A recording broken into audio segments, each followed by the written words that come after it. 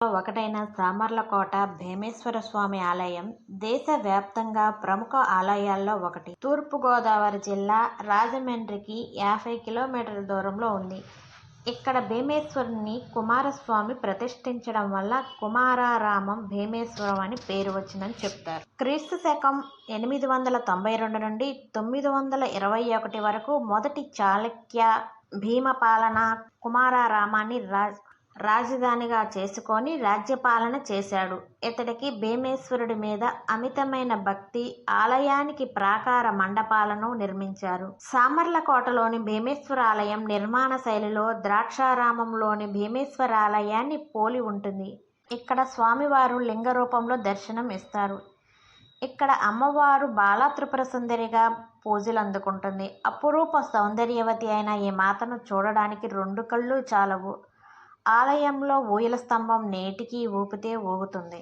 గుడిలో స్వామివారికి ఎదురుగా మండపంలో ఉన్న నంది విగ్రహం ఏకశిలచే చెక్కబడి ఉన్నది. ఆలయంలోని మండపం 100 రాతి స్తంభాలను కలిగి ఉన్నప్పటికీ శిల్పి తన శిల్పకళా వైవిధ్యంతో నిర్మించడంతో ఏ 2 స్తంభాలు ఒకేలా ఉండకపోవడం ఇక్కడ మనం చూడొచ్చు. ఇక్కడ శివలింగం సున్నపరాయిచే నిర్మితమై తెల్లని రంగులో చూడముచ్చటగా ఉండి భక్తులను ఆకర్షిస్తుంది. 1340-1466 ప్రాంతంలో రాజ్యపాలన చేసిన కాకతీయ రాజు ఈ ఆలయంలో కొంత భాగాన్ని పునర్నిర్మించినట్టు తెలుస్తుంది. కోట గోడ లాంటి ప్రాకారం లోపల అంతే ఎత్తుగల 2వ ప్రాకారం ఉంది. ప్రాకార ముఖద్వారం సమీపంలో ప్రాచీన సరోవరం, వెనుక భాగాన పెద్ద రాతి స్తంభం ఉన్నాయి. ఈ ఆలయం గర్భాలయం, అంతరాలయం, ముఖమండపం అనే 3 భాగాలుగా ఉంటుంది.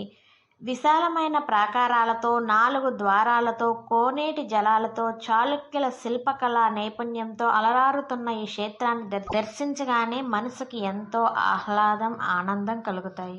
దేవాలయం లోపలి ప్రాకారంలో వినాయకుడు, కాలభైరవుడు, వీరభద్రుడు, మహాకాళి, శనీశ్వరుడు, నవగ్రహాలు కొలువై ఉండడం చూస్తారు. ప్రధాన ద్వారానికి ఎడంవైపు బాలా త్రిపుర సుందరి అమ్మవారు, కుడివైపున ఊయల మండపం కనిపిస్తాయి. గర్భగుడిలో 2వ అంతస్తు వరకు పెరిగిన 14 అడుగుల భీమేశ్వరుడు శివలింగం ఎంతో ఆనందాన్ని కలిగిస్తుంది చూడడానికి. ఈ ఆలయం చుట్టూ 2 ఎత్తైన 2 ప్రాకారాలను కలిగి ఉంది. ప్రాకారపు గోడలు ఇసుక రాయిచే కట్టుబడినవి.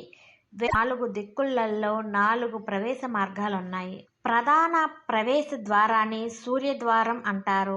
గుడిలోని స్తంభాల మీద అప్సర బొమ్మలు చెక్కబడి ఉన్నవి. చాళుక్య వంశానికి చెందిన విక్రమాదిత్యుని పుత్రుడు చాళుక్య భీమేశ్వర కుమారరామం పేరు మీదుగా ఇక్కడ శివుడికి కుమారనామం అనే పేరు వచ్చినట్లు తెలుస్తున్నది.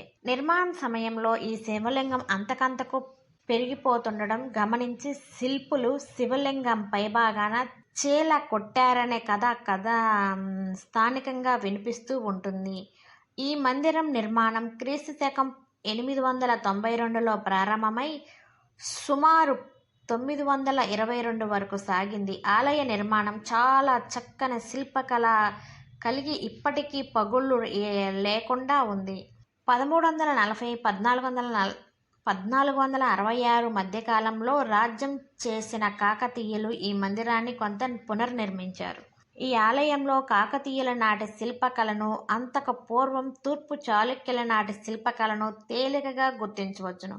1147-1494 మధ్యకాలంలో ఆలయానికి సమర్పించిన విరాళాలు గురించిన శాసనాలు ఉన్నాయి. దేవాలయం స్తంభాలపై ఉన్న శిల్పాలు భక్తులను విశేషంగా ఆకట్టుకుంటాయి.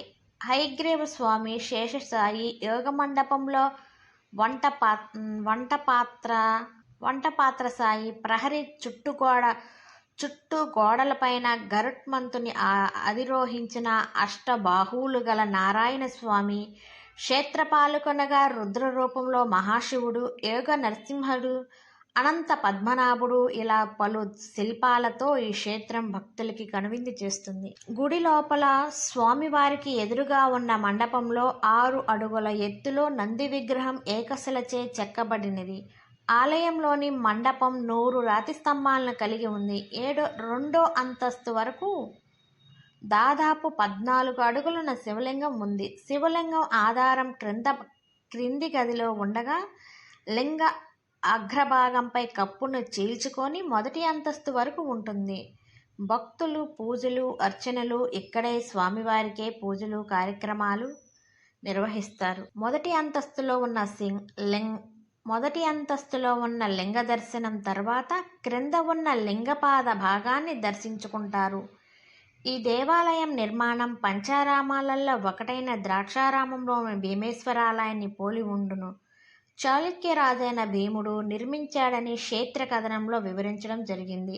ఈయనే ద్రాక్షారామ దేవాలయాన్ని నిర్మించింది. అందుకే ఈ రెండు గుళ్ళు ఒకే రీతిగా ఉండడమే కాదు, రెండిటి నిర్మాణానికి ఉపయోగించిన రాయి కూడా ఒకే రకంగా మరియు నిర్మాణ శైలి కూడా ఒకే విధంగా ఉంటుంది. ఆలయం పడమటి గోడలో అమర్చిన గణపతి విగ్రహం ఉంది. ఈ గణపతి నాభిలో వజ్రం ఉండేదట. ఆ రోజుల్లో ఈ వజ్రం నుండి వచ్చే కాంతులే రాత్రిపూట భక్తులకు మార్గదర్శకంగా ఉండేవట. అందుకే ఈ గణపతి వజ్ర గణపతి అయ్యాడు. ఈ ఆలయం నిర్మాణంలో మరో విశేషం ఏంటంటే చైత్ర వైశాఖ మాసాలలో సూర్యదేవుని కిరణాలు ఉదయం పూట స్వామివారి పాదాలను, సాయంత్రం పూట అమ్మవారి పాదాలను తాకుతుంటాయి. ఇక్కడ భీమగుండంలో స్నానం చేస్తే సర్వ పాపాలు పోతాయని భక్తుల నమ్మకం. మహాశివరాత్రికి గొప్ప ఉత్సవం నిర్వహిస్తారు. ఇక్కడ స్వామివారికి బాలా త్రిపుర సుందరికి వైభవంగా మహోత్సవాలు జరుగుతాయి. 5 రోజుల పాటు జరిగే ఈ వేడుకల్లో స్వామివారిని నంది వాహనంపై, అమ్మవారిని సింహవాహనంపై ఊరేగిస్తారు.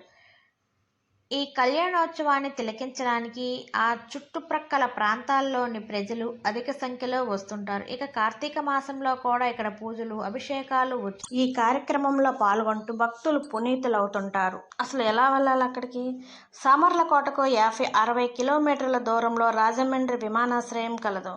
అక్కడ నుండి క్యాబ్, ట్యాక్సీలలో ప్రయాణించి సామర్లకోట చేరుకోవచ్చు.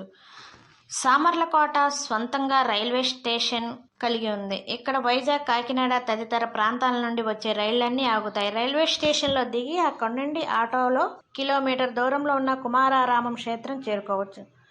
సామర్లకోటకు రాజమండ్రి, కాకినాడ మరియు దాని సమీప ప్రాంతాల నుండి చక్కటి బస్ సౌకర్యం కలదు. అంతేనా, ఆంధ్రప్రదేశ్ రాష్ట్ర రోడ్డు రవాణా సంస్థ వారు పంచారామాలను బస్సులో ఒకే రోజులో దర్శించే యాత్రా సౌకర్యాన్ని కలిగిస్తున్నారు.